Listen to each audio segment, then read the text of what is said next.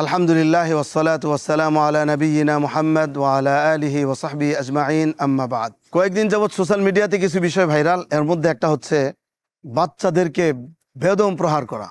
এই বিষয়টা নিয়ে আমি আমার ফেসবুক পেজে একটা স্ট্যাটাস দিয়েছিলাম, একটা লেখা দিয়েছিলাম যে আমাদের মানুষের সন্তানগুলো হচ্ছে আমাদের কাছে আমানত। এরা এদেরকে নৈতিকতা শিক্ষার জন্য, কোরআন সুন্নাহর শিক্ষায় শিক্ষিত করা এবং আলোকিত করার জন্য আমাদের কাছে আলোকিত মানুষ হিসেবে বিশ্বাস করে আমাদের কাছে দেয়। এই যে আস্থা রেখে আমাদের কাছে দেওয়ার পর আমাদের যে আচরণ যা ভাইরাল হচ্ছে, মানুষ দেখছে, এগুলো দেখে আমাদের উপর আস্থা হারিয়ে ফেলছে। এবং কেউ কেউ বলতেছে যে আমার ছেলেকে, আমার সন্তানকে মাদ্রাসায় দেওয়ার নিয়ত ছিল, কিন্তু এখন সেই নিয়ত থেকে আমি ফিরে আসলাম। কেন রে ভাই, বাচ্চাকে কেন মাদ্রাসায় দিবেন না? একটা কথা আছে যে মশার সাথে রাগ করে কিন্তু মশারি ছেড়ে যায় না। দেখুন, বাংলাদেশে অসংখ্য ওলামায়ে কেরাম আছে, অসংখ্য হাফেজ আছে, যারা নিরলস মেহনত করতেছে আমাদের ছেলেপেলেদেরকে, আমাদের বাচ্চাদেরকে আলোকিত করার জন্য, ওদেরকে কোরআন সুন্নাহ সঠিক জ্ঞান বিতরণ করার জন্য তারা দিনরাত পরিশ্রম করে যাচ্ছে। এখন এই যে এক দুই জনের অসদাচরণ, এক দুই জনের অনৈতিক কর্মকাণ্ড, এক দুই জনের এই আক্রোশে মারধর করা ইত্যাদির কারণে আপনার ছেলেকে কেন দিবেন না? ভাই, ইসলামকে দেখবেন কোরআন সুন্নাহ দিয়ে, ইসলাম বিচার করবেন কোরআন সুন্নাহ দিয়া। কোনো ব্যক্তির অপরাধকে বিবেচনায় নিয়ে ইসলামকে বিবেচনা করবেন না, কোনো ব্যক্তিকে উপলক্ষ করে ইসলামকে বিবেচনা করবেন না। যদি করেন তাহলে কিন্তু ভুল করবেন, তাহলে আপনি কিন্তু সঠিক থেকে ছিটকে পড়বেন।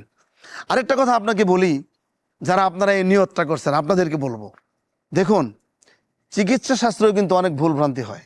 আমরা এমনও ঘটনা জানি যে ডাক্তার অপারেশন করেছে, ভিতরে কেচি রেখে দিছে, ভিতরে লোহার টুকরা ছিল, কাপড় ছিল। এত বড় বড় ভুল করার পরও আমরা যখন রুগী হই, অসুস্থ হই, আমরা কিন্তু আবার ডাক্তারের কাছেও যাই। ইঞ্জিনিয়ারদের ভুলের কারণে এমন অনেক বড় বড় ভবন ধসে পড়েছে, আমরা কিন্তু জানি। কিন্তু জানার পরেও আবার যখন আমরা বিল্ডিং করার ইচ্ছা করি, বিল্ডিং করতে যাই, তখন কিন্তু আবার আমরা ইঞ্জিনিয়ারের কাছেই যাই, ডাক্তারের কাছে যাই না।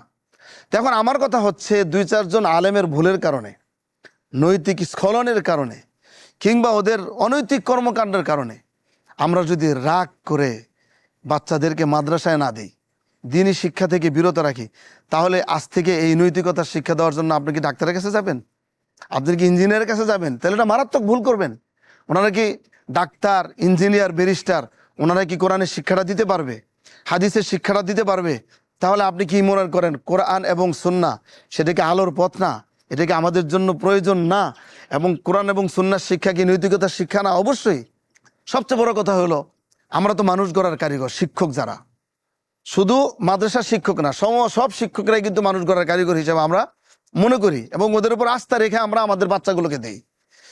ওরা যদি আমাদের বাচ্চাদেরকে মানুষ বানানোর জন্য, আলোকিত মানুষ গড়ার জন্য কিছু শাসন করে, সেই শাসনের ভাবসাব দেখলে বোঝা যায় সেটা হচ্ছে লিল ইসলাহ, সংশোধন। সেটা দেখলেও বোঝা যায়, অ্যাটিটিউড দেখলে বোঝা যায় যে সে আমার সন্তানের প্রতি দুশ্মনী রেখে না, আক্রোশ করে না, বরং আমার সন্তানকে ভালো মানুষ হওয়ার জন্য কিছু মেরেছে। এটা আমরা মেনে নিতে পারি, সব বাবা মা মেনে নিবে। কিন্তু আমরা দেখি যেভাবে মারে, প্রথমে বেত দিয়া, এরপরে হাত দিয়া, এরপরে পা দিয়া পর্যন্ত মারে, এগুলো আসলে এমন কাজ করে যেটা শুধু একজন আলেমের থেকে তো আমরা আশা করতে পারি না, কোনো মানুষের থেকে এটা আশা করতে পারি না।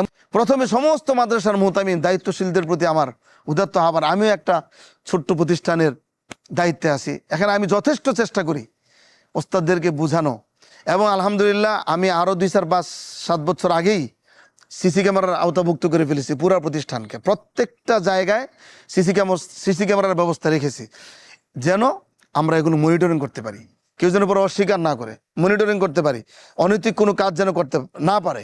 এবং বড় ছাত্র ছোট ছাত্র আমরা আলাদা করে দিয়েছি, এবং উস্তাদের থেকে ছাত্রদের থাকার ব্যবস্থা জায়গা আলাদা করে দিয়েছি, এবং উস্তাদদের জায়গায় যে ঘেরাও দিয়ে রাখা, পর্দা দিয়ে রাখা, এটাও আমরা নিষেধ করে দিয়েছি। আলহামদুলিল্লাহ, আমাদের মাদ্রাসায় এ সমস্ত বিষয়ে ধরতে গেলে জিরো।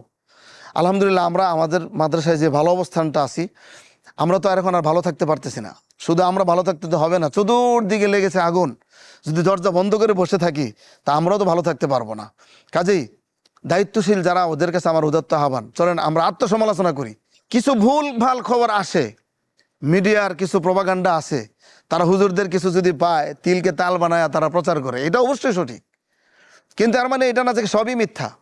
যদি 3টা ঘটনা ঘটে, 2টা যদি মিথ্যা হয়, একটা তো সত্য, আমরা সেই সত্য ঘটনাকে নিয়ে আমরা আগাই। আমরা সেটা দেখি, তদন্ত করি এবং যারা মজলুম তাদের পাশে দাঁড়াই, আর যারা জালেম ওদেরকে আমরা পানিশমেন্ট করি। আমি বলবো আলেম সমাজকে, আমাদের উপরে যারা আছেন দায়িত্বশীলদেরকে বলবো, আপনারা এমন একটা নজির দেখান, একটা দৃষ্টান্তমূলক শাস্তির ব্যবস্থা করেন, সারা বাংলাদেশের মানুষ যেন আশ্বস্ত হতে পারে যে এই মাদ্রাসাগুলোতে যদি কেউ অন্যায় করে, তাহলে হ্যাঁ অন্যায় হইতেই পারে, মানুষ তো, আমরা তো ফেরেশতা না, আমাদের ভুল হইতেই পারে, কিন্তু ভুল হইলে যে শাস্তি আছে এটাও আমাদের পানিশমেন্ট, যে করা পানিশমেন্ট হয়, দৃষ্টান্তমূলক শাস্তি হয়, আমাদের যেন মাথায় থাকে। তাহলে আমরা ভুলটা করার সময় একবার দুইবার আমরা আমাদের ভাবনার মধ্যে এটা থাকবে, তাহলে অপরাধের মাত্রা কমে আসবে। এটা হচ্ছে আমাদের আত্মসমালোচনার বিষয়। আমরা অবশ্যই আত্মসমালোচনা করব, আমরা আল্লাহর কাছে তাওবা করব, এবং সমস্ত বাংলাদেশের সমস্ত মাদ্রাসার দায়িত্বশীলরা আমরা নড়ে চড়ে বসি, আমরা কোথায় গ্যাপ আছে ওই গ্যাপগুলো পুরা করি, কোথায় সমস্যা আছে চিহ্নিত করি, চিহ্নিত করে সেখানে আমরা সমাধান করি। আশা করি ইনশাআল্লাহ আমাদের দেশে এই মাদ্রাসাগুলোর এই দুর্নাম, এর থেকে আমরা বেরিয়ে আসতে পারবো। সবচেয়ে বড় কথা হলো, দুর্নাম থেকে বড় কথা হলো আমরা আল্লাহর রাজি খুশি অর্জন করতে পারবো। আল্লাহ তো আমাদের প্রতি নারাজ হচ্ছেন। আমরা যদি মাদ্রাসায় এমন কর্মকাণ্ড করি, তাহলে আল্লাহ তো আমাদের উপরে সন্তুষ্ট থাকবেন না।